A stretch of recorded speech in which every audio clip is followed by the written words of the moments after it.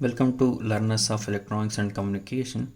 In this lecture video, we'll discuss a Zener diode, where Zener diode is a two-terminal semiconductor device which operates in reverse bias condition. And these Zener diodes are constructed with heavily doped p-type and n-type semiconducting materials. Since it is constructed with heavily doped semiconducting material, the breakdown occurs very much early than compared to the normal diode.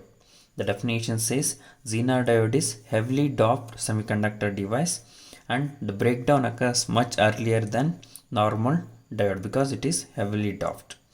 So this is the symbol of Zener diode, where it has two terminals, anode and cathode. Anode at p-type semiconducting material, cathode at n-type semiconducting material, and the n-type is cropped here. So this is the symbol of Zener diode. Coming to the operation of Zener diode.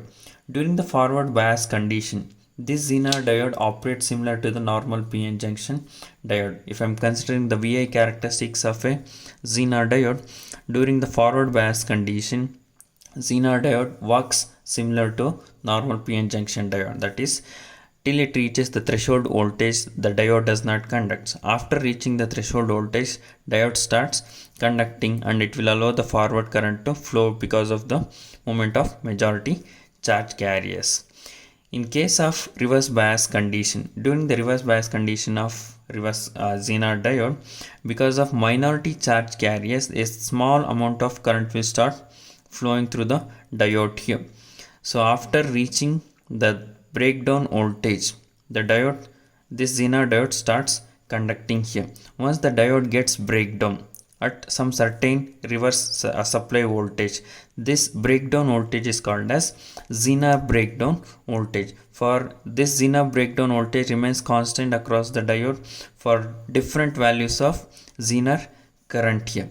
So during the reverse bias condition, Zener diode undergoes breakdown when the reverse supply voltage is increased to specific value, that is called as Zener voltage. This is a Zener voltage. The breakdown occurs very much early compared to the normal diode because of heavily doped semiconductor materials are used here.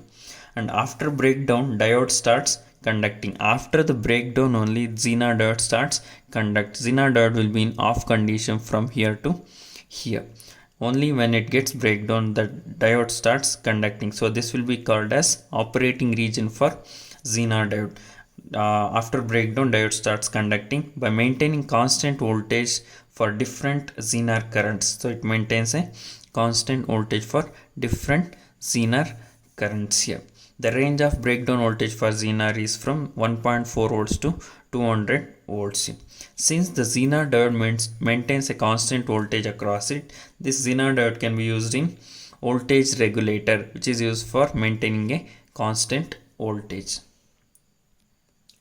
Next, we will discuss Zener diode as voltage regulator. Since Zener diode maintains a constant voltage across it, it can be used as voltage regulator. There are two types of Zener diode as voltage regulator. One is with load resistance and another one is without load resistance here. So we'll discuss one by one. These are the circuits for a Zener diode as voltage regulator without load and with load. So the difference between these two is just the load resistance is connected across Zener diode for with load and the load resistance will be absent for without load here.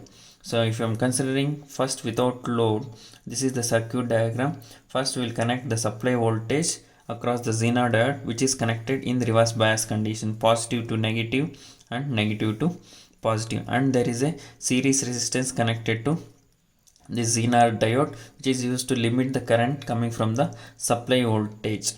Then the voltage across Zener diode will be considered as Vz, which is always constant, and the current flowing through the Zener diode is Iz. And since load is not connected here, the current flowing through this load, which is infinite value, is considered as IL value will be 0 here.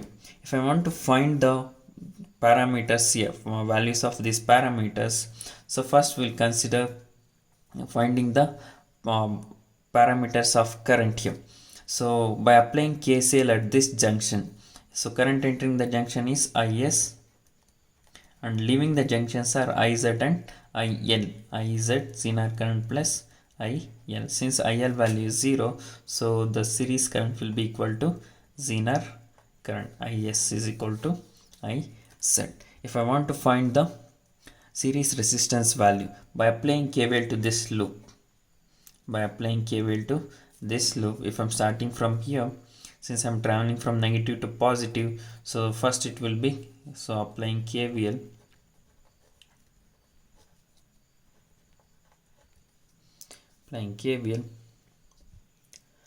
so if I'm starting from here, this will be plus Vs minus Is into Rs.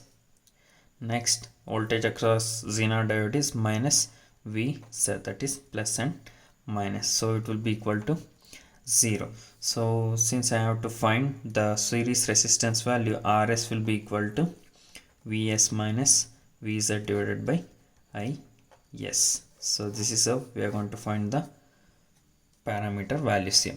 Similarly, if I am considering with load for a Zener diode as voltage regulator, the load resistance will be connected across the Zener diode here.